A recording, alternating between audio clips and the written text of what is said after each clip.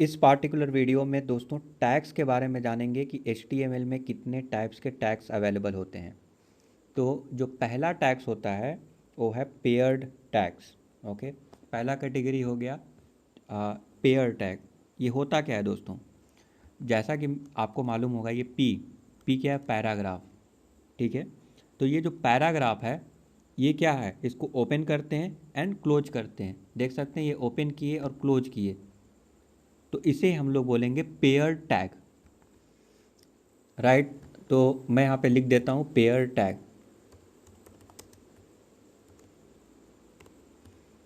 और दोस्तों अगर हम इसे रन करेंगे ब्राउज़र में, लेट्स ट्राई टू रन।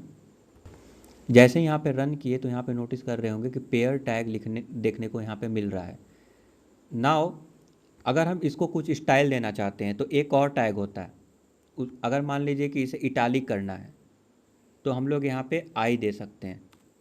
आई यहाँ पे लिख दिए, बट इसे क्लोज भी करना पड़ेगा। तो यहाँ पे क्लोज करेंगे तो आपका काम नहीं बनेगा। क्यों? क्योंकि पैराग्राफ जो है वो पैराग्राफ क्लोज होने के बाद मीन्स जो भी चीज़ एपियर्ड होने वाला है उस सब को आपको इटालिक करना है, तो आपको यहाँ पे आई करना पड़ेगा। तो ये पी टैग क्लोज होने के बाद आई को क्लोज करना है। देन यहाँ पे नोटिस करेंगे, अभी मैं रिफ्रेश करूँगा तो ये जो है इटालिक में कन्वर्ट हो गया। तो क्योंकि इसे मैं ओपन किया एंड क्लोज किया, इसीलिए इसे पेयर टैग बोलते हैं। अब हम लोग देखेंगे कि अनपेयर टैग कौन से हैं। तो अनपेयर पेयर टैग के लिए लेट सपोज मैं एक और पैराग्राफ यहाँ पे लिख देता हूँ। जस्ट यहाँ पे पी लिखना है, ओपन हुआ, क्लोज हुआ। अब देखिए दोस्तों, ये जितने भी टैग्स हैं बड़े आसानी से आपको इंटरनेट पे अवेलेबल हो जाएंगे, तो आप देख सकते हैं वहाँ पे। ओके, और बहुत ही काफ़ी हद तक सिमिलर भी है। नेम देखिए, P for paragraph, I for italic. Right, उसी टाइप से एच फॉर हेडिंग। तो हेडिंग का भी लेवल होता है, तो H1 मीन्स सबसे हायर रैंक का हेडिंग होगा। देन उसके बाद का H2 tag, H3 tag, H4 tag. तो ऐसे करके हेडिंग के लिए टैग हो गया। टेबल के लिए टेबल एक टैग है, सिंपल। फॉर्म के लिए फॉर्म है। तो आगे चल के दोस्तों हम डिस्कस करेंगे, बट अभी के लिए मैं बता दूं कि ये सारे, ये जो जितने टैग मैं बता रहा हूँ ये बहुत ही कॉमन है और ये याद रखना भी बहुत आसान है। तो देख सकते हैं यहाँ पे कि ये जो है पेयर टैग मैं बताया। अब मैं आपको बताता हूँ unpair tag. Okay, unpair tag मतलब क्या? तो अनपेयर टैग के लिए मैं यहाँ पे लिख देता हूँ this is paragraph. And then मैं क्या करूँगा कि इस टैग के बाद, अभी देखिए ये कैसा अपीयर हो, लेट्स सी कि यहाँ पे कैसा अपीयर होगा। तो देख सकते हैं दिस इज पैराग्राफ आ रहा है एंड देन पेयर टैग आ रहा है। राइट, तो मैं क्या करना चाहता हूँ कि इन दोनों के बीच में एक हॉरिजॉन्टल लाइन ड्रॉ करना चाहता हूँ। तो उसके लिए एक अलग टैग होता है, उस टैग को बोलते हैं HR। देखने से ही लग रहा है HR मीन्स हॉरिजॉन्टल लाइन। तो अब मैं यहाँ पे रिफ्रेश करूँगा तो यहाँ पे आप नोटिस कर रहे होंगे कि एक हॉरिजॉन्टल लाइन आ गया। क्यों आ गया? क्योंकि मैं HR टैग यूज किए। बट आप नोटिस करेंगे इसको हम क्लोज कहीं नहीं किए, तो ये इसको बोलते हैं अनपेयर टैग। क्यों? क्योंकि मैंने कहीं क्लोज ही नहीं किया। तो कुछ ऐसे भी टैग मौजूद हैं जिसे क्लोज करने की आवश्यकता नहीं है। जैसे HR टैग का एग्जांपल ले लेते हैं। तो दोस्तों पहला जो कैटेगरी हो गया यहाँ पे, वो हो गया पेयर्ड एंड अनपेयर टैग का। पेयर्ड एंड अनपेयर टैग का। नाउ ये पहला कैटेगरी है, तो लेट्स यहाँ पे मैं लिख देता हूँ, इसको पैराग्राफ के अंदर ही मैं लिख देता हूँ।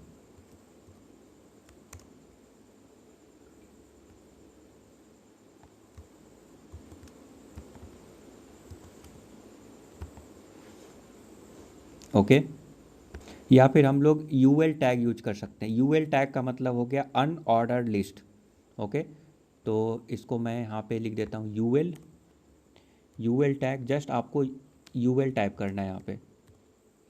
अनऑर्डर्ड लिस्ट, जब ऑर्डर नहीं मालूम है तो मैं उसे यूएल लिख सकते हैं। ये लिस्ट है, ULNLI, उसके अंदर मैं LI लिख दूंगा। तो पहला जो कैटेगरी आ गया टैग का, वो हो गया यहाँ पे लिख देते हैं पेयर्ड एंड अनपेयर्ड टैग। तो लेट्स सी ये कैसा दिखता है। मैं इसे रिफ्रेश करूँगा तो आप यहाँ पे देख सकते हैं कि पेयर्ड एंड अनपेयर्ड टैग यहाँ पे आ रहा है। ये पहला कैटेगरी हो गया। दोस्तों इसके बाद हम लोग दूसरा कैटेगरी देखने वाले हैं, वो है सेल्फ क्लोजिंग टैग। तो यहाँ पे लिख देते हैं L I means list, and then यहाँ पे लिख देते हैं सेल्फ क्लोजिंग टैग।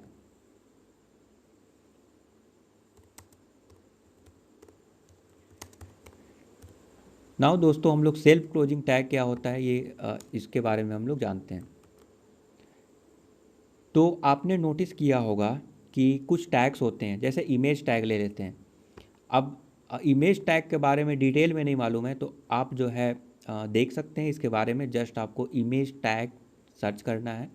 अगर आप इमेज को शो कराना चाहते हैं तो एक इमेज टैग होता है। तो वो क्या होता है, तो जैसे आई एम जी क्या है, इमेज टैग है। तो इमेज टैग के अंदर दोस्तों ये सेल्फ क्लोजिंग टैग होता है। जैसे आप HR देखें उसी टाइप से इसको क्लोज करने की आवश्यकता नहीं है, तो IMG टैग यूज कर सकते हैं। इसे क्लोज नहीं किया जाता, ये सेल्फ क्लोजिंग टैग होता है। बट हाँ, इसमें प्रॉपर्टीज़ आप ऐड कर सकते हैं। जस्ट लाइक जैसे पैराग्राफ के अंदर भी कई सारे प्रॉपर्टीज़ होते हैं, आप चाहें तो ऐड कर सकते हैं। जैसे क्लास ऐड कर सकते हैं, ID ऐड कर सकते हैं, ये प्री डिफाइंड है। अब मान लीजिए कई सारे P टैग हैं, तो किसी एक पार्ट मीन्स ग्रुप करना चाहते हैं, कई सारे पैराग्राफ हैं तो कुछ पैराग्राफ को आप ग्रुप करना चाहते हैं, तो बड़े आसानी से कर सकते हैं। उसे एक क्लास का नेम लेकर सेम नेम डाल देंगे तो सेम कैटेगरी से बिलोंग करता है। क्लास का मतलब भी यही होता है। ID दे देंगे तो ये यूनिक हो गया, राइट। तो कई सारे प्रॉपर्टीज़ हैं। कुछ प्रॉपर्टी इन बिल्ड होते हैं, जैसे ऑफकोर्स ID क्लास ये इन बिल्ड हैं। और ऐसा नहीं है कि सारे प्रॉपर्टी आप कहीं पर भी लिख दें, कुछ स्पेसिफिक टैग के स्पेसिफिक प्रॉपर्टी होते हैं, ठीक है।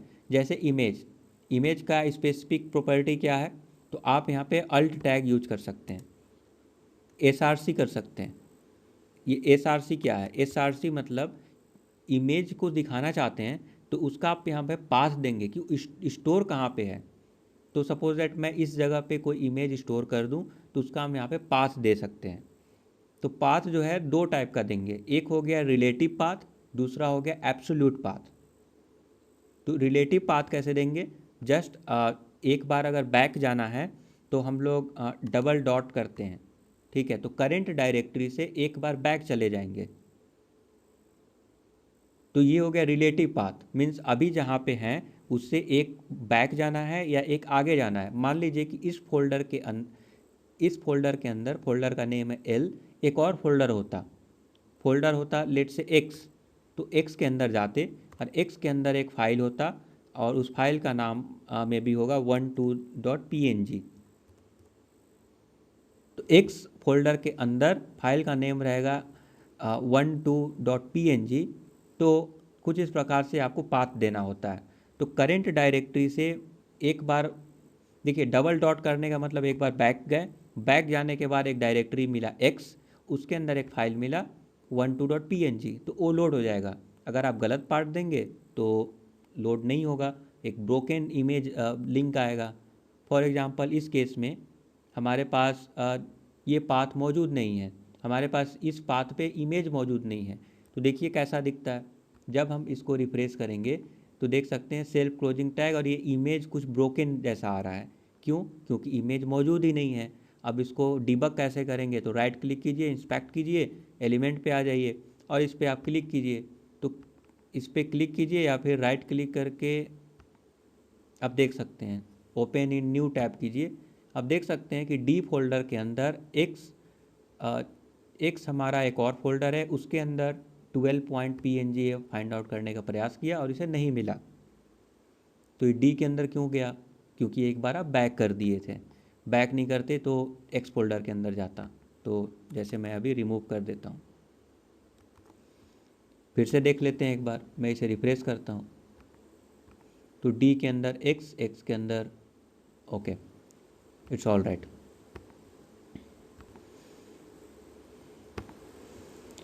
तो मुझे एक बार रिफ्रेश करना पड़ेगा, इसको रीलोड करने का कोई मतलब नहीं है क्योंकि ये पाथ गलत है। तो इसको अगर हम लोग यहाँ पे देखेंगे तो नोटिस करेंगे कि अगर मैं इसको ओपन करता हूँ लेट से न्यू टैब में, तो देखिए डी के अंदर एल मेरा फोल्डर नेम है, उसके अंदर एक्स एंड देन ये पाथ पर चला गया। तो देख सकते हैं यहाँ पे एल फोल्डर के अंदर मीन्स करेंट डायरेक्टरी के अंदर मैं हूँ, उस करेंट डायरेक्टरी के अंदर एक्स पे जाएगा एंड देन जो है 12.png एक फाइल है उसको फाइंड आउट करने का प्रयास करेगा। अगर मिल गया तो शो कर देगा, नहीं मिला तो कुछ इस प्रकार से आपको दिख जाएगा कि ये ब्रोकन इमेज है। तो ये हो गया इमेज टैग। और दोस्तों इमेज टैग जो है ये सेल्फ क्लोजिंग टैग है, उससे हम लोग क्लोज नहीं करेंगे जैसे पी टैग को हम लोग क्लोज किए थे। ये कुछ HR की तरह ही है। नाउ अब इसके कुछ प्रॉपर्टी जैसे SRC एक हो गया, और एक और प्रॉपर्टी है जिसको हम लोग अल्ट टैग बोलते हैं। अल्ट टैग मतलब आप कुछ डिफिनीसन दे सकते हैं कि ये जो इमेज है ये किस बारे में इमेज है। जैसे मान लीजिए नेचुरल फ़ोटो है तो उस फोटो के बारे में आप डिस्क्राइब कर सकते हैं। अब जो कुछ भी यहाँ पे लिखिएगा, अब इमेज को कैसे कोई बता सकता है कि किस बारे में ये इमेज है, तो आपको उसका डिटेल बताना पड़ेगा। तो जब कोई गूगल में सर्च करेगा तो वो गूगल क्या करेगा कि जो सर्च इंजन होता है वो उसके पास जो है सारे डिटेल होते हैं, सारे जितने भी वेबसाइट हैं जो लोग रजिस्टर करवाए हैं वहाँ पे उनका डिटेल रहता है, और उस वहाँ से आपको फाइंड आउट करके वो इमेज दे देगा। बट वो कैसे फाइंड आउट करेगा, कैसे पता कि इमेज किसके बारे में लिखा हुआ है, तो वो होता है अल्ट टैग। अल्ट टैग में उस इमेज से रिलेटेड जो भी डिस्क्रिप्शन आप लिखना चाहते हैं यहाँ पे लिख सकते हैं। लाइक यहाँ पे लिख सकते हैं कि this is a natural image, something like that. दोस्तों इमेज टैग के बारे में एक चीज़ और ध्यान रखिए कि कई जगह प्लेसेस पे ये कुछ इस प्रकार से भी देखने को मिलता है। इसको सेल्फ क्लोजिंग टैग बोलते हैं और ये कुछ इस प्रकार से सेल्फ क्लोज होता है। मतलब आप देख रहे हैं कि क्लोजिंग टैग कैसे होता है। क्लोजिंग टैग में ये एंगल ब्रैकेट आप लिखे होंगे, एंगल ब्रैकेट में स्लैश एंड देन ये क्लोज कर दिए, बट ऐसे भी आप क्लोज कर सकते हैं, ये सेल्फ क्लोजिंग टैग है। बट ये ओल्डर वर्जन में कुछ इस प्रकार से आप लिख सकते हैं। HTML5 में जनरली अब जो प्रीफर किया जाता है वो ये वाला चीज़ नहीं प्रीफर किया जाता है। अब हम लोग नॉर्मल कुछ इस प्रकार से ही लिखते हैं, जैसे HR के केस में लिखते हैं उसी टाइप से यहाँ पर भी लिखते हैं। ऑफकोर्स पहले पुराने वर्जन में भी ये स्लैश लिखा जाता था। अगर ये लिख देंगे तो कोई फ़र्क पड़ेगा, तो एक बार ट्राई कर लेते हैं। इससे अभी भी कुछ फ़र्क नहीं पड़ सकता है। देखिए ये कोई फ़र्क नहीं पड़ा। अल्ट टैग 1 सेकेंड, ये यहाँ पे सेव नहीं हुआ लगता है, तो इसे हम लोग फिर से सेव करते हैं, Ctrl+S एंड देन रीलोड करते हैं। ओके तो दोस्तों HR के टैग में कुछ फ़र्क नहीं पड़ा, मुझे नहीं दिख रहा है यहाँ पर। इनफैक्ट आप यहाँ पे नोटिस करेंगे कि मैंने यहाँ पे HR टैग के अंदर सेल्फ क्लोजिंग ऐसे वाला दे दिया, जो कि पहले ऐसे लिखते थे अब नहीं लिखते हैं, ऐसे यहाँ पे दे दिए। बट यहाँ पे जो रेंडर हुआ वो करेक्ट फॉर्मेट में रेंडर हुआ, वो ऑटोमेटिक वो करेक्ट हो गया। ठीक है,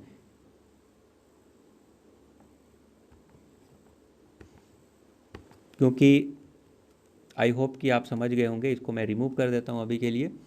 तो दोस्तों ये है यहाँ पे सेल्फ क्लोजिंग टैग। नाउ ये दो इम्पॉर्टेंट टैग्स थे। अब अगला जो टैग है वो है यूटिलिटी बेस्ड टैग। कई सारे स्टाइल से रिलेटेड थिंग हम लोग कुछ यूटिलिटी से रिलेटेड थिंग हम लोग कर सकते हैं विद दिस पार्टिकुलर टैग। तो एक ये भी टैग का कैटेगरी आ जाता है।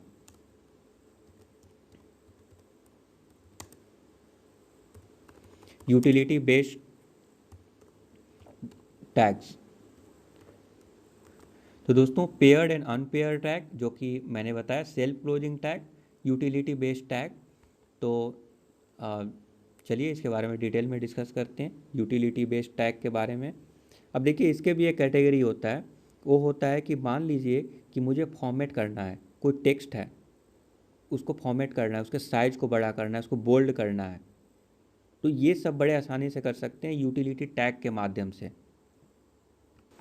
तो इस कैटेगरी में जैसे आप यहाँ पे देखे होंगे आई, उसी टाइप से अगर इसे बोल्ड करना है तो बी लिख सकते हैं, तो ये बोल्ड टैग हो गया। तो ये इस कैटेगरी में फॉल होते हैं यूटिलिटी के रिगार्डिंग।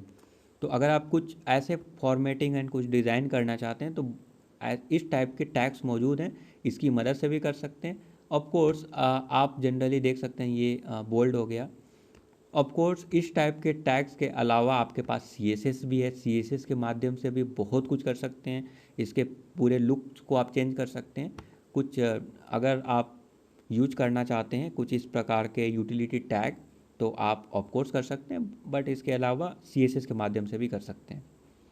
देन आ जाता है दोस्तों यहाँ पे टेबल। ठीक है, टेबल भी आप देखे होंगे, तो टेबल भी एक हो गया। अब दोस्तों टेबल बहुत ही इम्पॉर्टेंट टैग है, क्योंकि कोई भी वेबसाइट आप देखते हैं तो टेबुलर फॉर्मेट में चीज़ों को देखते हैं, डिविजन्स देखते हैं।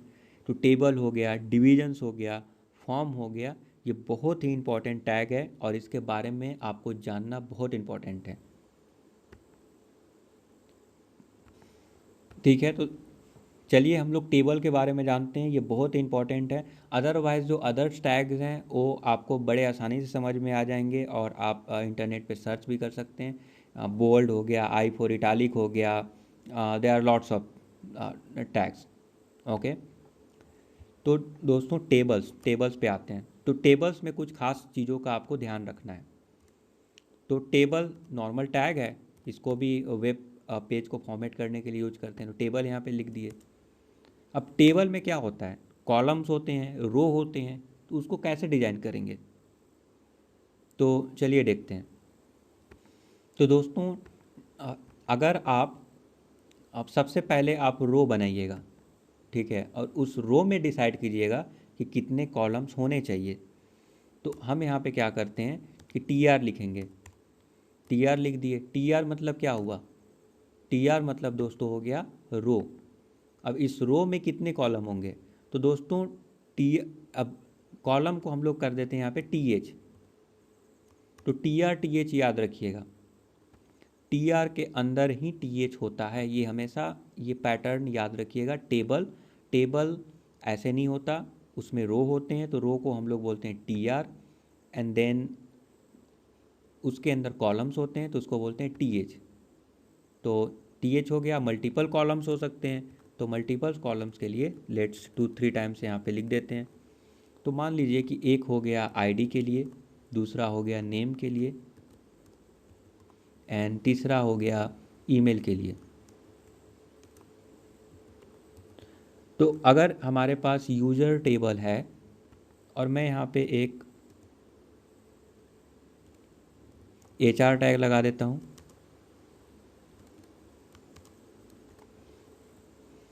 नाउ मैं इसे रिफ्रेश करके देखता हूँ।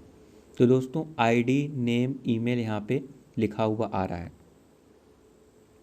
तो दोस्तों यहाँ पे देख सकते हैं कि ID नेम और ईमेल क्या है, ये एक रो है। एक रो में ID नेम एंड ईमेल एक कॉलम है, एक रो में 3 कॉलम्स हैं। अब इसी चीज़ को आप मल्टीपल टाइम्स कर दीजिए, तो मैं यहाँ पे मल्टीपल टाइम्स कर देता हूँ, क्योंकि मान लीजिए बहुत सारे कॉलम्स हो सकते हैं। तो इसे मल्टीपल टाइम्स करके मैं रिफ्रेश करता हूँ और देख सकते हैं ये मल्टीपल टाइम्स यहाँ पे आ गया। बट दोस्तों यहाँ पे नोटिस कर रहे होंगे कि ये कुछ अच्छा नहीं दिख रहा है, ये पता नहीं चल रहा है कि ये रो कौन सा है, कॉलम कौन सा है। ऐसा लग रहा है जैसे एक ही लाइन में ये लिखा हुआ होगा। तो हमारे पास हम कुछ स्टाइलिंग कर सकते हैं इसको समझने के लिए। तो सपोज दैट यहाँ पे हम स्टाइल लिख देते हैं, और स्टाइल में हम यहाँ पे लिखेंगे बॉर्डर हम लिख सकते हैं। तो बॉर्डर में हम लोग ये लिख सकते हैं कि ये 1px का मैं CSS जब बताऊंगा तो उस समय इसके बारे में डिटेल में डिस्कस करूंगा। 1px एक मेजरमेंट है कि इतना उसका जो है चौड़ाई होना चाहिए, एंड देन ये सॉलिड होना चाहिए, बोल्ड कलर का होना चाहिए, एंड देन हम लोग ब्लैक कलर का बोल्ड होना चाहिए और ब्लैक होना चाहिए। तो हम लोग एक कुछ इस प्रकार से दोस्तों एक स्टाइल लिख देते हैं। अब मैं यहाँ पे रिफ्रेश करूँगा तो कुछ इस प्रकार से देखने को मिल रहा है यहाँ पर। बट दोस्तों यहाँ पे TH और TD के लिए नहीं मिल रहा है। मुझे क्या करना है कि सभी के लिए करना है, ये सारे एक बॉक्स में आ गए, अभी फिर से प्रॉब्लम है। तो मैं क्या कर सकता हूँ कि इन सारे TR and TD, okay, not T R and T D, सारे टी डी के लिए मैं कर सकता हूँ, सेम चीज़ मैं कर सकता हूँ। तो फिर कैसे करूँगा? तो उसके लिए हम लोग स्टाइल टैग लिखते हैं। तो मैं क्या करता हूँ कि हेड के अंदर स्टाइल टैग मैं लिख देता हूँ, स्टाइल टैग। दोस्तों जो मैंने यहाँ पे स्टाइल लिखा था, स्टाइल प्रॉपर्टी ऐड किया था और उसमें हम यहाँ पे डाले थे, तो ये पूरे टेबल के लिए ये अप्लाई हो गया था कि बॉर्डर होना चाहिए 1px, सॉलिड एंड ब्लैक होना चाहिए, ये पूरे टेबल के लिए। बट मुझे टीएच के लिए भी करना है, तो हम कैसे करेंगे? तो जहाँ जहाँ टीएच है सभी के अंदर ये चीज़ कॉपी करके पेस्ट करना पड़ेगा, कॉपी पेस्ट। बट सभी के लिए करना है तो हम स्टाइल के अंदर लिख देते हैं। तो देखिए ये वाला जो स्टाइल है इसको बोलते हैं इनलाइन स्टाइल, ओके, क्योंकि एक ही लाइन में हम स्टाइल कर रहे हैं प्रॉपर्टी के माध्यम से। और ये वाला स्टाइल हम लिखते हैं स्टाइल टैग के अंदर। तो इस पेज में जो भी हम यहाँ पे लिखेंगे उस इस पेज में अप्लाई हो जाएगा, ओके। ये पूरे पेज के लिए है और ये वाला स्टाइल इस केवल टेबल के लिए था। तो पूरे पेज में अप्लाई करने के लिए हम यहाँ पे लिखेंगे। तो वो कैसे लिखेंगे? तो बहुत आसान है दोस्तों, बस हम यहाँ पे लिखेंगे टेबल, टेबल लिख देते हैं। एंड देन मुझे टीएच का करना है तो कॉमा देकर टीएच कर देते हैं कि टीएच को के लिए भी लिखना है एंड देन टेबल के लिए भी लिखना है। एंड देन कुछ इस प्रकार से। नाउ हम लोग इसी चीज़ को यहाँ पे उठाकर यहाँ पे कॉपी कर देंगे, क्योंकि अब इसका कोई मतलब नहीं रहा, इस स्टाइल का कोई मतलब नहीं रहा, क्योंकि मैं ऑलरेडी टेबल ये जो हमारा टैग है उसके लिए इस जगह पे लिख दिए। मैं इसे सेव कर देता हूँ।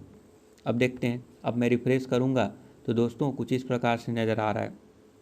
बट आप एक चीज़ नोट कीजिएगा कि यहाँ पे ये बोल्ड कलर में क्यों आ रहा है? आपने कहीं ऐसा तो लिखा नहीं था कि ये बोल्ड कलर में आना चाहिए।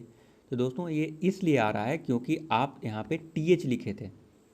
टीएच मतलब होता है एक बोल्ड कलर, मतलब टीआर के अंदर टीडी, ठीक है, टीआर के अंदर टीएच भी हो सकता है, टीडी भी हो सकता है। तो फर्स्ट जो रो होता है वो टीएच होता है। टीएच मीन्स हेडिंग एक टाइप का, जैसे ID, name and email. And then उसके बाद होता है टीडी, तो मैं यहाँ पे टीडी कर देता हूँ, ठीक है। तो इस जगह पे मैं टीडी कर देता हूँ एंड देन इस जगह पर भी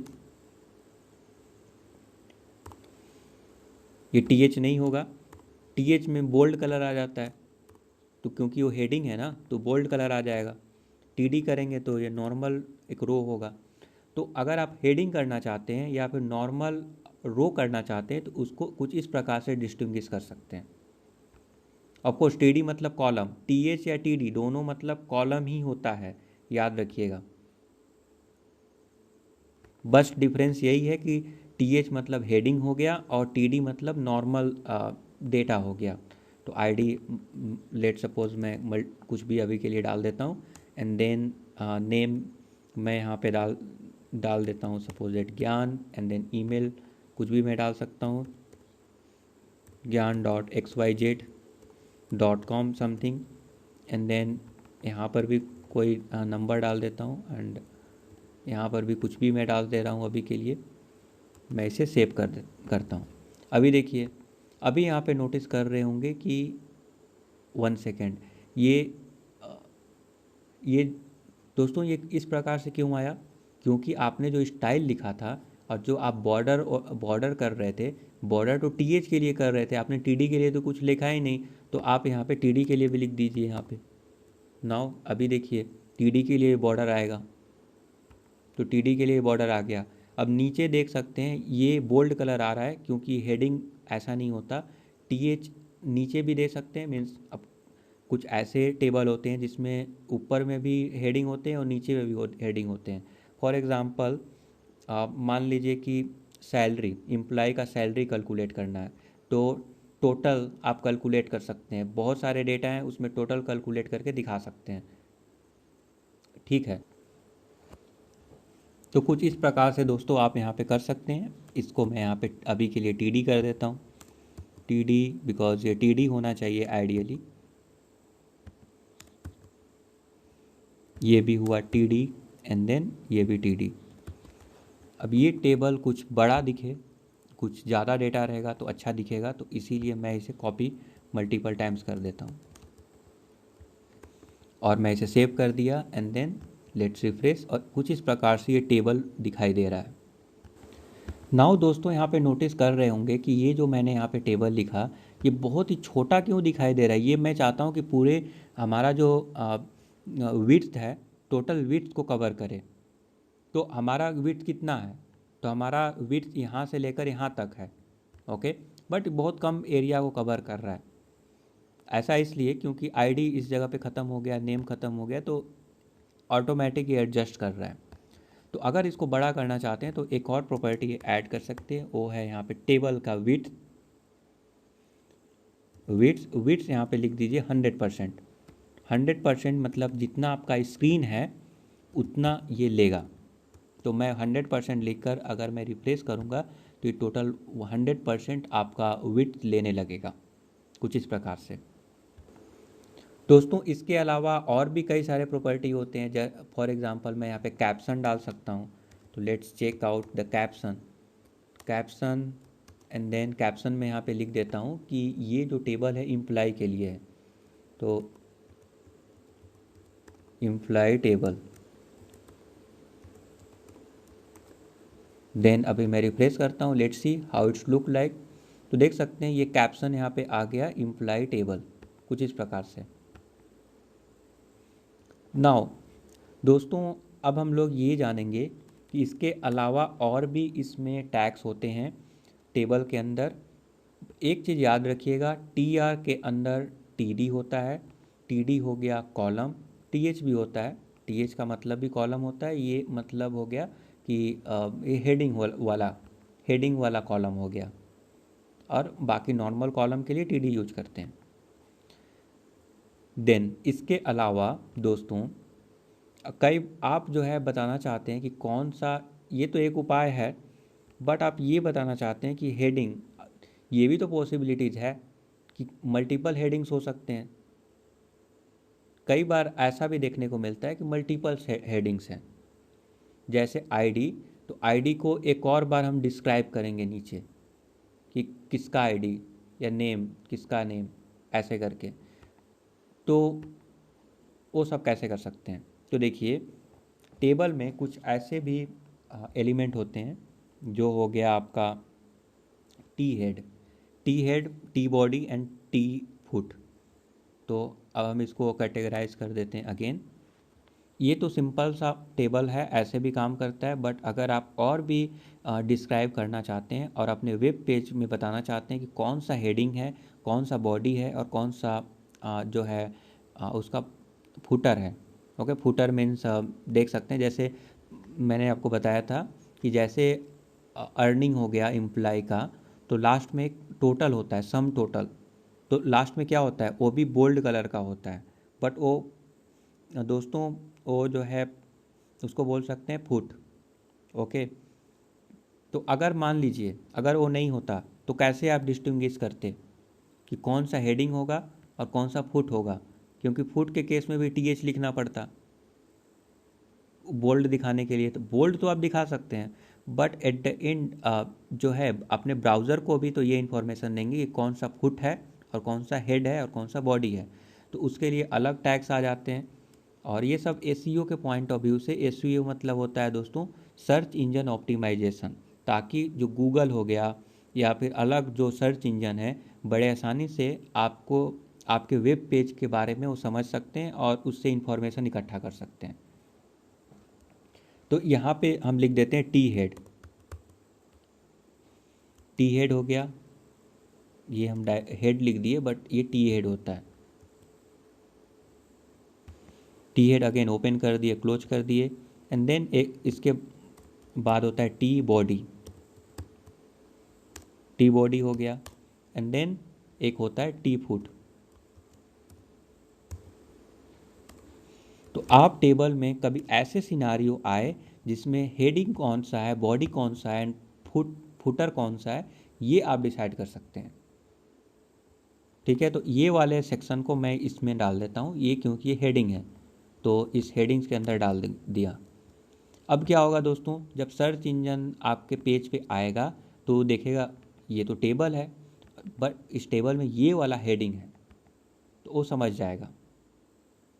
एंड देन बाकी जो हैं उन्हें मैं डाल देता हूँ टी बॉडी के अंदर, तो इसे मैं डाल दिया टी बॉडी। और एक अच्छे से फॉर्मेटिंग के लिए मैं क्योंकि शॉर्टकट यूज कर रहा हूँ, तो फॉर्मेट सिलेक्शन एक कुछ इस प्रकार से कर सकते हैं।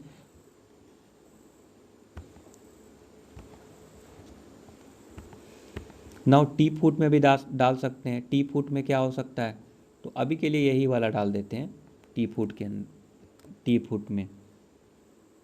तो ये हो गया टी फूट, और मैं यहाँ पे इसको ऐसे डाल दिया। Let's refresh this page and then यहाँ पे नोटिस करेंगे कि कुछ इस प्रकार से टेबल बन के आपको आ रहा है। तो ज़्यादा डिफरेंस तो यहाँ पे नज़र नहीं आएगा T body, T foot and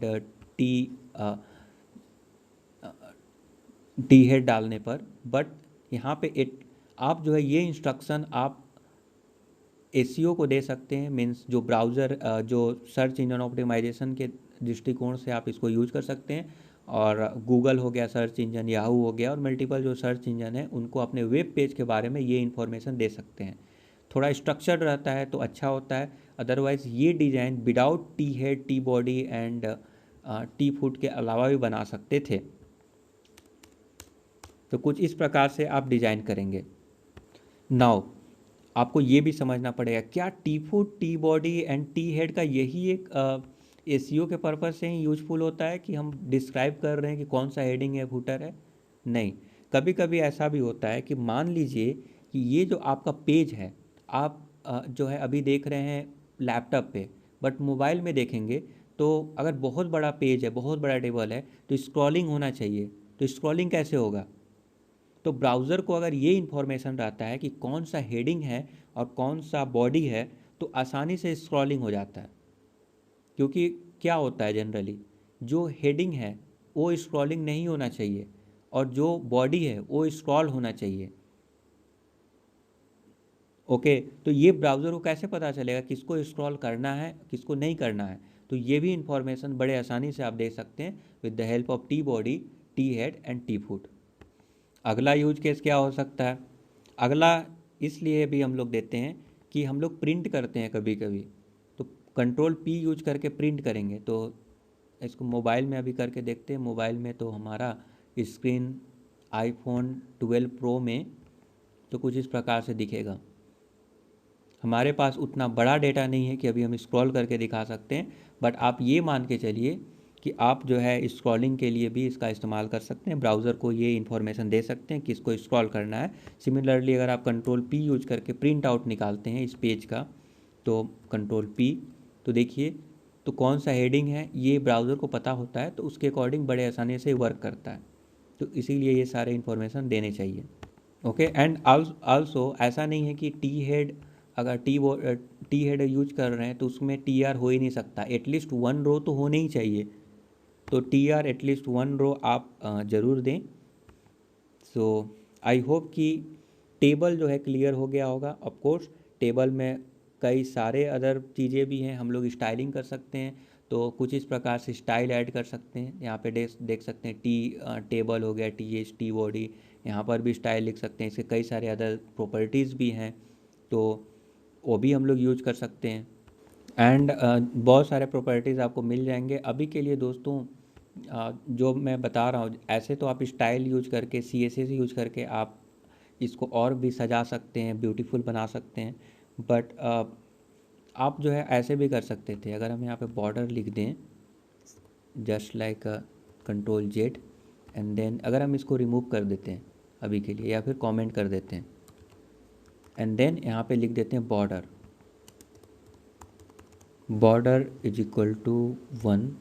let's see now. अब ये हम लोग यूज नहीं करते हैं, ये डेप्रिकेटेड हो गया है। अभी देखिए अभी भी सब कुछ सही से दिख रहा है। ओके, तो अगर हम यहाँ पे बॉर्डर 1 लिखते हैं, बॉर्डर 2 लिखेंगे तो 2px हो जाएगा समथिंग। तो इसका जो विड्थ देख सकते हैं, ये जो ब्लैक कलर का आपको दिख रहा होगा, ये थोड़ा सा मोटा हो गया। तो ऐसे भी लिख सकते थे, अब ये ज़्यादा यूज में नहीं आता है। और बैकग्राउंड कलर भी यहाँ पे लिख सकते हैं, बैकग्राउंड कलर के बीजी कलर लिख सकते हैं। बट दोस्तों अब ये बेस्ट प्रैक्टिस में नहीं आता, हम लोग जनरली CSS यूज करके इसको और भी सजा सकते हैं। CSS बहुत ही इम्पॉर्टेंट चीज़ है, मैं आने वाले वीडियो में आपको डिटेल में बताऊँगा। तो अब ये जो टी बॉडी टी हेड ये बताया, ये ऑप्शनल भी है, ये भी याद रखिएगा। मेन होता है TR, एटलीस्ट 1 TR होना चाहिए, एंड देन TD, और अगर हेडिंग अगर डालते हैं तो TH। ओके, TR इम्पॉर्टेंट है, TR के अंदर ही TH या TD होगा, ये याद रखिएगा। एंड देन अगला दोस्तों, यूटिलिटी बेस्ड टैग में जो हम लोग ये देखिए फॉर्मेटिंग टैग भी बोलते हैं इसको, क्योंकि हम एक टाइप का लेआउट को फॉर्मेट कर रहे हैं, इसको फॉर्मेटिंग टैग बोलते हैं। ये सब यूटिलिटी टैग के अंदर ही आते हैं दोस्तों। एक होता है डिवीज़न। ओके, तो हम यहाँ पे जैसे आप पैराग्राफ लिखे, सिमिलरली एक डिवीज़न होता है, बहुत वाइडली यूज होता है दोस्तों डिवीज़न। ये मान के चलिए कि टेबल को लेआउट करने के लिए तो यूज करेंगे ही, डिवीज़न बहुत बार यूज होता है।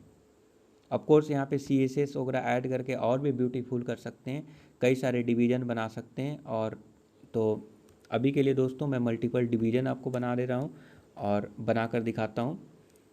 और ऑफ कोर्स डिवीज़न के अंदर भी क्लासेस आप ऐड कर सकते हैं, और उस क्लास के बेसिस पे आप CSS लिख सकते हैं। CSS मतलब स्टाइल के अंदर जो लिखते हैं उसी को बोलते हैं CSS। CSS का फुल फॉर्म होता है कैस्केडिंग स्टाइल शीट। तो क्लास के लिए अगर लिखते हैं तो डॉट यूज करते हैं, और ID को के लिए यूज करते हैं, ID के लिए हैज लिखते हैं। तो जैसे फॉर एग्जांपल इसका क्लास अगर आप लिख रहे हैं, सपोज दैट ये क्लास A लिख दिए, ये नेम कुछ भी हो सकता है, ये आप अपने हिसाब से डाल सकते हैं। तो आप मान लीजिए कि हेडर। अब दोस्तों कई बार क्या होता है कि एक वेब पेज देखते हैं तो एक ऊपर में एक हेडिंग होता है, और उसके बाद नीचे एक फूटर होता है, जहाँ पे कंपनी के बारे में लिखा रहेगा, कुछ टर्म एंड कंडीशन लिखे हो सकते हैं। तो उसी टाइप से हेडिंग होता है, फुटर होता है, एंड देन लेफ़्ट साइड में एक लेफ़्ट साइड बार होता है, जहाँ पे इसको 9 बार भी बोल सकते हैं, जहाँ पे लिस्ट मौजूद होते हैं, और उस पर क्लिक करेंगे तो उससे रिलेटेड आपको मिलेगा, मीन्स पेज लोड होगा। तो कुछ इस प्रकार से ये इन्फॉर्मेशन आप उसको डिवाइड कर सकते हैं कि ये बिलोंग करता है हेडर से, तो ये हो गया हेडर। एंड देन अलग मैं यहाँ पे कर सकता हूँ बॉडी, कि ये हमारा डिवीज़न है बॉडी के लिए, body means main content. And then अगला हो गया फुटर, तो यहाँ पे लिख सकते हैं फुटर। आप इससे कंफ्यूज मत कीजिएगा, जो टेबल में header footer T head T body and T foot है, ये दोस्तों टेबल से के लिए है, टेबल से रिलेटेड है। बट ये जो हम लिख रहे हैं ये डिवीज़न, ये जो है इस वेब पेज के लिए है।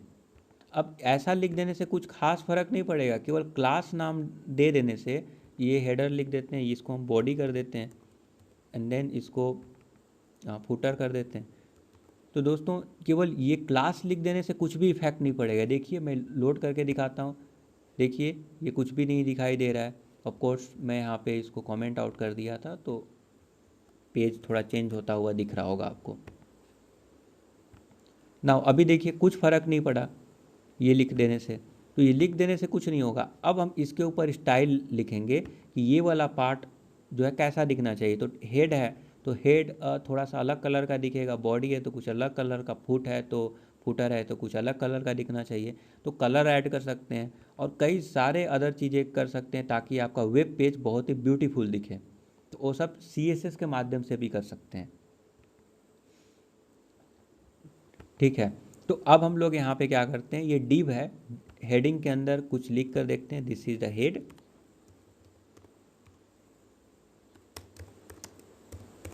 दिस इज हेड, एंड इसको लिख सकते हैं दिस इज बॉडी,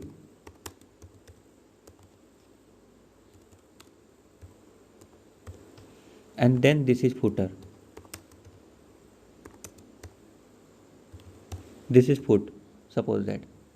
अभी रिफ्रेश करेंगे तो क्या दिखेगा, कुछ इस प्रकार से दिख रहा है, बहुत ही ऐसा बिल्कुल अच्छा बिल्कुल भी नहीं दिख रहा है। तो ऑफकोर्स इसके ऊपर जो ये क्लास लिखे हैं वो कुछ स्टाइलिंग कर सकते हैं, कुछ अलग चीज़ें कुछ there are lots of style आप कर सकते हैं। जब मैं CSS के बारे में बताऊंगा तब इसके बारे में बताऊंगा। तो अगर आपको हेडर के स्टाइल करना है तो कैसे करेंगे, तो इस क्लास के लिए जितने भी हेडर हैं, अब देखिए कई सारे डिव हैं जिसके जो क्लास का नेम है वो हेडर हो सकता है। तो हम लोग यहाँ पे कर सकते हैं, क्योंकि क्लास है तो क्लास को डॉट से रिप्रेजेंट करते हैं, तो डॉट लिख दिए एंड देन यहाँ पे हेड। अब दोस्तों आप ये नोटिस कर रहे होंगे कि ये सब पता कैसे चलेगा। ऑफ कोर्स ये नेम जो है सही होना चाहिए, एग्जैक्टली मैच करना चाहिए।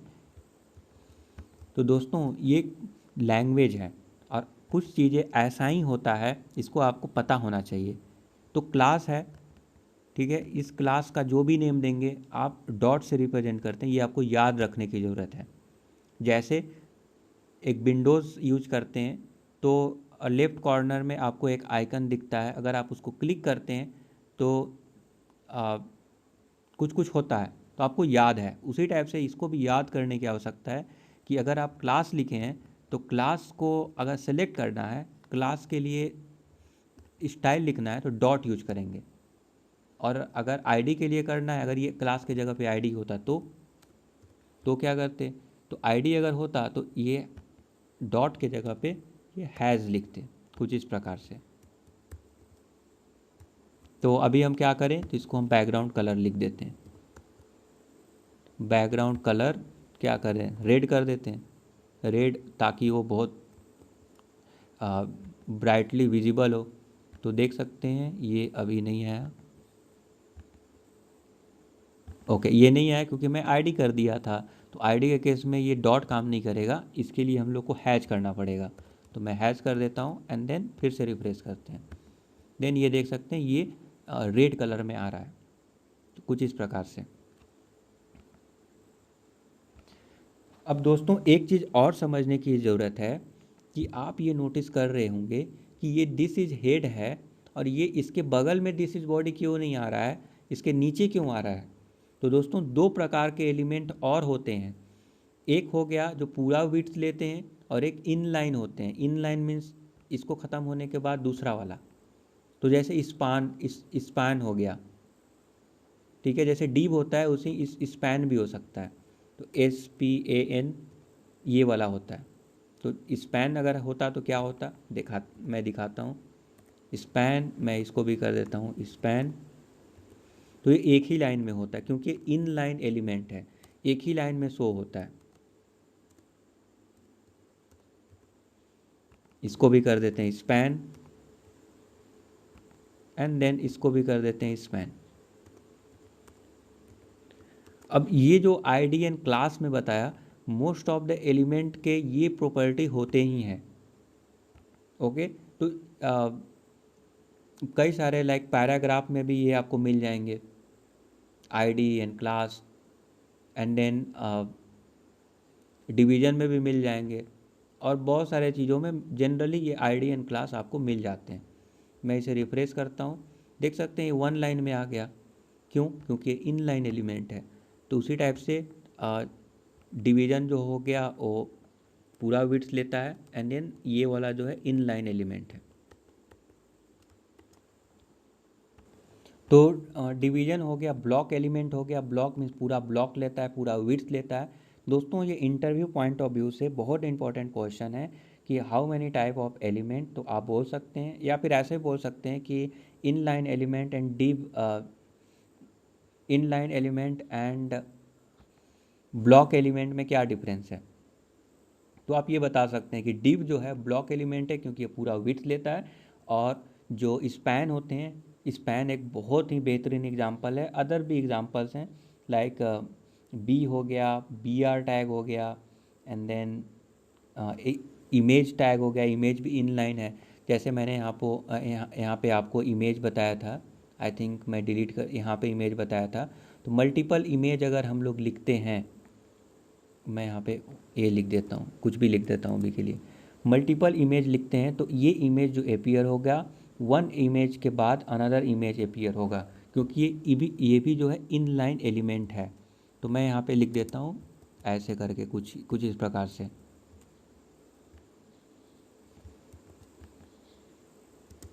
नीचे भी लिखेंगे तब भी, कहीं भी लिखें कोई फ़र्क नहीं पड़ता, ये इनलाइन एलिमेंट है। अब हम क्या करते हैं, इसको यहाँ पे रिमूव करके मैं बॉडी के अंदर डाल देता हूँ, एंड देन इसको थोड़ा सा फॉर्मेट कर देते हैं ताकि ये अच्छा दिखे। तो देखिए इसको फॉर्मेट कर दिए तो ये रहा। तो इस बॉडी के अंदर ये इमेज है। अब देखिए यहाँ पे कैसा दिखेगा, मैं रिफ्रेश करूँगा तो देखिए एक ही लाइन में दिख रहा है और यहाँ पे एच लिखा हुआ आ रहा है। क्यों? क्योंकि जब इमेज ब्रोकन होता है दोस्तों, तो ये एच जो अल्ट टैग है, जो नॉट अल्ट, ये ए एल टी एट्रीब्यूट, ये जो ए एल टी एट्रीब्यूट है वो जो है यहाँ पे लिखा हुआ मिलेगा। अगर ब्रोकन इमेज है, ब्रोकन इमेज है और हम कोई नाम और इस इमेज से रिलेटेड कोई टेक्स्ट यहाँ पे डाले हुए हैं, उसके बारे में डिस्क्राइब किए हुए हैं, तो वो वहाँ पे अपीयर हो जाता है। तो देखिए ये इनलाइन एक के बाद एक आ रहा है, इसके बाद ये, इसके बाद ये, कुछ इस प्रकार से आ रहा है। अगर मल्टीपल इमेज होता, रियल में इमेज उसका करेक्ट पाथ होता, तो एक के बाद एक इमेज आता, क्योंकि ये इनलाइन एलिमेंट है। एंड देन और क्या इनलाइन एलिमेंट है, ऑफकोर्स इनपुट फील्ड, मैं उसके बारे में आगे बताऊंगा। मैं यहाँ पे इनपुट लिखाता हूँ। इनपुट मीन्स उसका टाइप लिख देते हैं टेक्स्ट बॉक्स, ये फॉर्म कैटेगरी के अंदर आता है। तो अब इसको भी हम ऐसे सेल्फ क्लोज कर सकते हैं, सेल्फ क्लोजिंग टैग है। तो अब यहाँ पे भी आप देख सकते हैं, मैं इसको ऊपर लेकर जाता हूँ एंड देन आप यहाँ पे नोटिस करेंगे कि ये हो गया टी बॉडी एंड देन यहाँ पे हो गया टेक्स्ट। अब दोस्तों ये जो है ना, ये डालने की आवश्यकता नहीं है, ये पहले ऐसे ही करते थे, अब ऐसे नहीं करते। अब हम यहाँ पे रिफ्रेश करेंगे तो देखिए ये इनपुट फील्ड आ गया। अब अगर हम मल्टीपल इनपुट फील्ड अगर हम डालते हैं तो ये एक लाइन में रहेगा, क्योंकि इन लाइन एलिमेंट है। देखिए एक के बाद एक ऐसे है, इसके बाद नीचे नहीं आ रहा है, एक लाइन में आ रहा है। क्यों? क्योंकि इन लाइन एलिमेंट है। डिवीजन एक ब्लॉक एलिमेंट है, ये एक के बाद एक आ रहा है। जैसे दिस इज अ हेड के बाद नीचे वाला आ रहा है एंड देन दूसरा जो डिवीजन है वो नीचे, उससे नीचे आ रहा है।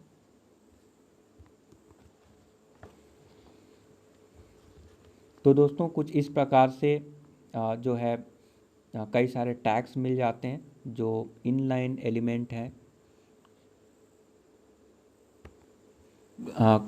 कुछ इनलाइन एलिमेंट है, कुछ ब्लॉक लेवल के एलिमेंट हैं।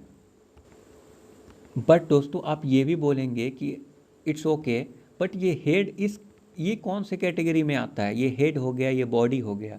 तो दोस्तों ये स्ट्रक्चर टैग है, मतलब एक ट्री लाइक स्ट्रक्चर होता है कि आप ये डिस्क्राइब कर रहे हैं कि ये जो हेड है ये हेडिंग है, मीन्स वेब पेज का हेडिंग है। ऑफ कोर्स यहाँ पे डॉक्यूमेंट ऊपर में देख रहे होंगे, तो ये डॉक्यूमेंट क्या है? तो एक हेडिंग है, जाहिर सी बात है। तो ये हेडिंग क्यों है? क्योंकि आपने हेड के अंदर ये टाइटल डाला था डॉक्यूमेंट, इसीलिए ये शो कर रहा है।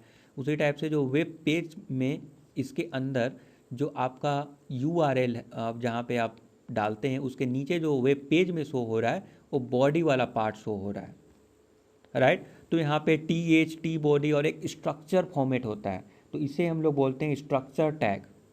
ओके, ये सब का इसी टैग में आता है, स्ट्रक्चर टैग में, कि HTML होगा, HTML के अंदर हेड होगा, हेड के अंदर टाइटल होगा। उसी टाइप से बॉडी होगा, बॉडी के अंदर जो भी चीज़ें लाइक डिवीजन सब कुछ हम लोग लिख सकते हैं। तो ये ऑलमोस्ट मैंडेटरी आप बोल सकते हैं कि मैंडेटरी है। हेड वाला सेक्शन एक होना चाहिए और एक बॉडी वाला सेक्शन होना चाहिए। तो ये स्ट्रक्चरल टैग के अंदर आता है। और ये HTML ये तो लिखना ही पड़ेगा, राइट। अगर हम ये नहीं लिखेंगे तो क्या होता है? तो ऑफकोर्स ये बहुत सारे इन्फॉर्मेशन मिस हो जाएंगे। मैं यहाँ पे इसको रिमूव कर देता हूँ और मैं इसे रीलोड करता हूँ। तो दोस्तों यहाँ पे नोटिस कीजिएगा कि हम हेडिंग हटा दिए, तो ये हेडिंग यहाँ पे बाय डिफ़ॉल्ट कुछ आ रहा है, क्योंकि ऑफकोर्स जब पार्सिंग होगा तो बाय डिफ़ॉल्ट कुछ ये ऐड हो जाता है। ऑफकोर्स ये काम कर रहा है, नो इशू, बट सारे इन्फॉर्मेशन वेब पेज में ये इसको नहीं मिल रहा है। मैं ये भी हटा देता हूँ, ये बॉडी भी क्यों रहेगा? तो बाय डिफ़ॉल्ट ये आपको बॉडी के अंदर ही आता है, बट ये स्ट्रक्चर देना इम्पॉर्टेंट होता है दोस्तों। ये आपको लिखना ही पड़ता है, HTML and head and the body. कब, क्यों? क्योंकि ये बेस्ट प्रैक्टिस है एसईओ पॉइंट ऑफ व्यू से कि कौन सा बॉडी है, कौन सा हेड है, बड़े आसानी से जो सर्च इंजन जो अ, होते हैं, टूल्स होते हैं, बड़े आसानी से कैप्चर कर लेते हैं और आप जो कुछ भी इंफॉर्मेशन यहाँ पे पब्लिश कर रहे हैं उसके बारे में वो करेक्टली वो समझ सकते हैं। तो आपको उसी के हिसाब से डिज़ाइन करना चाहिए। दोस्तों इसके अलावा और भी टैग्स होते हैं जैसे स्टाइल टैग्स। तो देखिए ये हो गया इंटरनल स्टाइल। एक जो मैंने आपको यहाँ पे स्टाइल लिख कर बताया था वो हो गया इनलाइन स्टाइल। मीन्स एक पार्टिकुलर डिवीजन या एक पार्टिकुलर एलिमेंट, एक टैग है, उस एलिमेंट जैसे टेबल है, उस टेबल के अंदर उसको फॉर्मेट करना चाहते हैं, केवल आप इस टेबल को ही फॉर्मेट करना चाहते हैं, तो आप जो स्टाइल टैग, स्टाइल यहाँ पे एट्रीब्यूट यूज कर सकते हैं। तो यहाँ पे लिख देते हैं स्टाइल, और जो भी स्टाइल लिखना चाहते हैं, CSS लिखना चाहते हैं, यहाँ पे लिख सकते हैं। तो ये केवल इसी टेबल में काम करेगा। एंड दूसरा हो गया दोस्तों स्टाइल। स्टाइल टैग के अंदर अगर आप कुछ भी स्टाइल करते हैं तो ये जो कुछ भी लिखते हैं वो पूरे वेब पेज में, ये जो भी वेब पेज में जो भी लिखा हुआ है और जिस एलिमेंट, जिस टैग या जिस क्लास या जिस आईडी, आप उसको सिलेक्ट तो करना ही पड़ेगा ना, जिसको आप सजाना चाहते हैं, ब्यूटीफुल दिखाना चाहते हैं, कुछ स्टाइल ऐड करना चाहते हैं, सेलेक्ट करेंगे। तो आप ऐसे कर सकते हैं, लाइक टैग के माध्यम से कर सकते हैं, आईडी के माध्यम से कर सकते हैं, क्लास के माध्यम से कर सकते हैं। तो और भी वे हैं सेलेक्ट करने का। ये बहुत ही कभी कभी चैलेंजिंग होता है किसी एक पार्टिकुलर एलिमेंट को सिलेक्ट करना, क्योंकि उसको आप सिलेक्ट नहीं करेंगे तो आप उसके ऊपर स्टाइल कैसे ऐड करेंगे। जैसे LI हो गया, इस केवल इसी को करना है, या फिर मान लीजिए कि ये वाले को करना है, बीच वाले को करना है, केवल बाकी को स्टाइल में कुछ भी नहीं करना, तो आप कैसे करेंगे? तो सेलेक्ट करना पड़ेगा। तो कैसे सेलेक्ट करेंगे? तो उसका एक अलग तरीका होता है, वो मैं बताऊंगा कि इसको बोलते हैं सेलेक्टर। कैसे सेलेक्टर यूज करते हैं CSS में, ये बहुत ही इंपॉर्टेंट होता है, तभी आप स्टाइल को ऐड कर सकते हैं। तो दोस्तों स्टाइल ये हो गया इंटरनल स्टाइल। एंड देन एक होता है एक्सटर्नल स्टाइल। मान लीजिए कि इस टाइप के कई सारे पेज अवेलेबल हैं, अब एक दूसरे से जुड़े रहते हैं। जैसे कि यहाँ पे एक लिंक होगा, लिंक पे क्लिक करेंगे तो नया पेज ओपन होगा, नया पेज आएगा। तो आप चाहते हैं कि एक बार हम स्टाइल लिख दें, और मान लीजिए बॉडी के लिए लिख दें, या फिर जितने भी टेबल हैं उन टेबल का लुक एंड फील एक ही जैसा होना चाहिए। मतलब जब आप google.com डालते हैं और उसके ऊपर किसी भी लिंक पे क्लिक करके गूगल के कोई भी सेक्शन में जाते हैं, तो जो टेबल दिखाई देता है, किसी भी पार्ट में टेबल दिखाई देता है, वो कुछ एक ही जैसा दिखाई देता है, उसका लुक एंड फील एक ही जैसा होता है। तो क्या सभी पेज में जाकर हम लोग स्टाइल लिखेंगे? नहीं, उसे हम लोग एक्सटर्नल फाइल में एक स्टाइल .css फाइल बनाएंगे। जैसे क्या होता है यहाँ पे .html फाइल, वैसे ही .css फाइल बनाएंगे और उसे यहाँ पे इंपोर्ट कर देंगे। तो जहाँ जहाँ इंपोर्ट करेंगे वो हर जगह वो चीज़ अप्लाई हो जाएगा। तो इंपोर्ट कैसे करेंगे? तो ऑफकोर्स हम लोग यहाँ पे लिंक लिखते हैं एंड देन href में वो पाथ डाल देंगे कि वो जो स्टाइल है वो कहाँ एग्जिस्ट कर रहा है। तो यहाँ पे लेट से इसी फोल्डर में कर रहा है, तो abc लिख देते हैं, abc.css, ऐसे कर सकते हैं। तो abc फाइल बनाना पड़ेगा यहाँ पे, तो मैं यहाँ पे बना देता हूँ abc.css, ये बना दिया।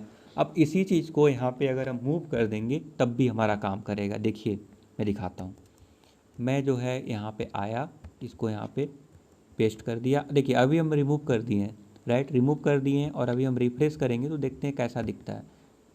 तो देखिए ये टेबल काम नहीं कर रहा है, ये सही से नहीं दिख रहा है। बट अगर हम इसको सेव करेंगे, अभी सेव नहीं किए थे, बस ऐसे कॉपी पेस्ट किए थे, Ctrl+S करके अगर हम यहाँ पे रीलोड करेंगे तो दोस्तों ये देखिए टेबल आ गया, बट ये स्टाइल तो इस पेज में था ही नहीं। तो क्या हुआ कि हम लोग एक्सटर्नल पेज से लोड किए, तो ये हो गया एक्सटर्नल CSS। तो एक हो गया इनलाइन CSS, इंटरनल CSS और एक्सटर्नल CSS। जो स्टाइल टैग के अंदर लिखते हैं वो हो गया इंटरनल CSS, और जो एक्सटर्नल किसी अलग जगह से हम लोग उसका पास दे देते हैं वो एक्सटर्नल CSS हो जाता है। अब इस जो CSS है ना, कई सारे जो है स्टैंडर्ड फ्रेमवर्क बने होते हैं या कई सारे लाइब्रेरी होते हैं जो पहले से बने बनाए होते हैं, जैसे बूटस्ट्रैप। तो बूटस्ट्रैप एक CSS है, उसका आपको यहाँ पे पाथ देना होता है, वो पहले से बना बनाया है। वो क्या करेगा, वो कुछ स्टाइल पहले से ही लिखा हुआ है। तो अब मान लीजिए कि अगर आप फ्रंट एंड डेवलपर हैं, जो आप वेब पेज डिज़ाइन कर रहे हैं, तो एक बंदा होता है डिज़ाइनर जो केवल CSS लिखता है। उस CSS लिखने में लुक एंड फील को अच्छा दिखाने में एक्सपर्ट होता है। बट अगर मान लीजिए कि आपके पास अगर डिज़ाइनर का टीम नहीं है, तो आप जो है एक थर्ड पार्टी CSS इंपोर्ट कर सकते हैं, जैसे हो गया बूटस्ट्रैप, और बूटस्ट्रैप का इस्तेमाल कर सकते हैं। वो बहुत आसान होता है। तो क्योंकि बूटस्ट्रैप काफ़ी पॉपुलर है इसीलिए मैं बता दिया। अदर भी कई सारे CSS मौजूद हैं, उसके फ्रेमवर्क मौजूद हैं। जब उसको इंपोर्ट करेंगे तो आपको समझ में आ जाएगा कि उसका लुक एंड फील कैसा है। इसी टाइप से दोस्तों स्टाइल के अलावा एक होता है स्क्रिप्ट। जावा स्क्रिप्ट का कोड लिखते हैं तो जो है आप एक इंटरनल जावा स्क्रिप्ट लिख सकते हैं स्क्रिप्ट टैग के अंदर, जैसे स्टाइल टैग है उसी टाइप से स्क्रिप्ट टैग होगा। स्क्रिप्ट टैग के अंदर जावा स्क्रिप्ट का कोड लिख सकते हैं। यहाँ पे लिख दिए स्क्रिप्ट, या फिर एक्सटर्नल स्क्रिप्ट को भी इंपोर्ट कर सकते हैं। तो बहुत ही सिमिलर है, जस्ट SRC जैसे आप यहाँ पे लिखे वैसे ही स्क्रिप्ट SRC, ये कुछ इस प्रकार से लिख दीजिए। SRC के अंदर पाथ डाल दीजिए, जैसे abc.js। तो जो जावा स्क्रिप्ट फाइल का एक्सटेंशन होता है वो .js होता है। तो यहाँ पे हम मान लीजिए कि अभी लिख देते हैं abc.js लिख देते हैं। जैसे HTML का एक्सटेंशन .html होता है, CSS का .css, उसी टाइप से जावा स्क्रिप्ट का .js होता है। तो एक JS पेज को यहाँ पे इंपोर्ट कर सकते हैं, और ये JS बहुत काम का चीज़ होता है। ये आपके पूरे वेब पेज को ही मैनिपुलेट कर देगा। ओके, ये सब चीज़ें ज़रूरत भी नहीं है। बॉडी के अंदर जावा स्क्रिप्ट के माध्यम से भी कई सारे चीज़ें फटाफट अपेंड कर सकते हैं, लॉजिक होते हैं, और ये डायनेमिक भी होते हैं। अब एक बटन पे क्लिक करेंगे तो अलग लुक एंड फील हो जाना चाहिए। तो ये सब बिहेवियर कैसे ऐड करेंगे, तो कैसे मैनिपुलेट करेंगे, तो वो जावा स्क्रिप्ट का कोड लिख कर सकते हैं। और जावा स्क्रिप्ट अपने आप में बहुत बड़ा लैंग्वेज है, एंड आई होप कि मैं इसके बारे में आगे डिटेल में डिस्कस करूँगा। तो अभी के लिए बस इतना ही समझिए। आई होप कि ये समझ में आ गया। और आपके लिए एक चैलेंज ये रहेगा कि आपको एक पेज डिज़ाइन करना है। वो पेज रहेगा, ये एक हेडिंग, एक फुटर होगा, और एक बीच का एक मिडल पेज होगा, एंड देन ये एक 9 बार होगा एक साइड में। कैसा, तो एक मैं एग्जांपल दिखाता हूँ। W3 स्कूल बहुत ही फेमस HTML के लिए वेबसाइट है, यहाँ से आप सीख सकते हैं।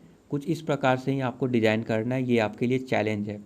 दोस्तों जब आप खुद से करते हैं तब आपको कॉन्फिडेंस आता है, और ये जो चीज़ें हैं रिपीटेडली करते हैं आप, हर एक पेज में ये चीज़ लिखना होता है।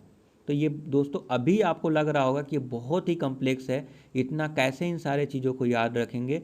बट दोस्तों अगर आप खुद से टाइप करेंगे और खुद से इसको करेंगे तो सेम चीज़ हर जगह रिपीट करेंगे। डिवीज़न देना है, डिव टैग दे दिए, टेबल बनाना है, टेबल कर दिए, फॉर्म बनाना है, फॉर्म। तो ऑफकोर्स आगे मैं बताऊंगा फॉर्म और ये सब चीज़ों के बारे में। बट जो भी करना है आप रिपीटेडली सेम चीज़ मल्टीपल टाइम्स करेंगे तो आपको ऑटोमेटिक ये सब क्लियर हो जाएगा। इनफैक्ट आपको इनिशियली आपको लग रहा होगा याद करने की ज़रूरत है। ऑफकोर्स आप याद तो रखना पड़ेगा, जैसे टेबल के अंदर TR एटलीस्ट होना ही चाहिए, उसके अंदर TH होना चाहिए। मीन्स TR मतलब रो, एंड देन उसके अंदर कॉलम, ऐसे करके। तो आपको कुछ इसी प्रकार से डिज़ाइन करना है। ऊपर वाला पार्ट छोड़ दीजिएगा, वो नहीं है। ये वाला पार्ट डिज़ाइन कीजिएगा जिसमें एग्जैक्टली सेम चीज़ लिखा हुआ होना चाहिए। जैसे एक होम का आएगा, CSS आएगा, जावा स्क्रिप्ट आएगा, और ये साइड बार इसमें कई सारे लिंक्स दिए हुए हैं, तो ये साइड आएगा। ऑफकोर्स ये लिंक काम नहीं करेगा क्योंकि पेज ऑफकोर्स आप डिज़ाइन कर रहे हैं, तो कुछ इस प्रकार से दिखना चाहिए। एंड देन लास्ट में यहाँ पे हेड, ये देखिए फुटर है, तो ये फुटर होगा, ये हेडिंग हो गया, ऊपर में जो दिख रहा है ये फुटर हो गया। ये साइड बार हो गया। ओके, ऑफकोर्स ये स्क्रॉलिंग बिना CSS का तो मुश्किल है, केवल HTML यूज करके तो नहीं कर सकते, बट आप जहाँ तक कर सकते हैं जावास्क्रिप्ट के माध्यम से कीजिए, और CSS का भी इस्तेमाल करना पड़ेगा, आप CSS का भी इस्तेमाल कर सकते हैं। ओके, तो आई होप कि आपको समझ में आ गया। फिर भी अगर किसी भी प्रकार का डाउट है तो कमेंट करके बता सकते हैं। Thank you for subscribing the YouTube channel. Have a nice day.